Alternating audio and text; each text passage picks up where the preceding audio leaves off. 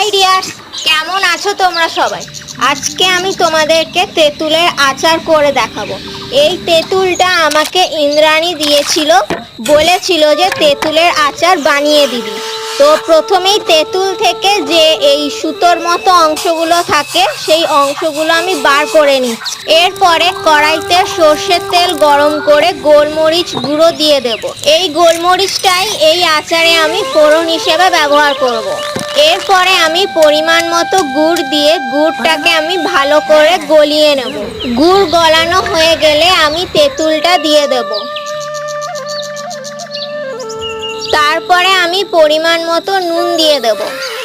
নুন দেওয়ার পর তেঁতুলটা আমি গুড়ের সাথে ভালোভাবে মিশিয়ে নেব। মিশিয়ে নিলেই রেডি আমাদের তেঁতুলের আচার। তোমরা এইভাবে তেঁতুলের আচার বানিয়ে দেখো, আর কেমন লাগলো অবশ্যই কমেন্টে জানিও। Subscribe for more.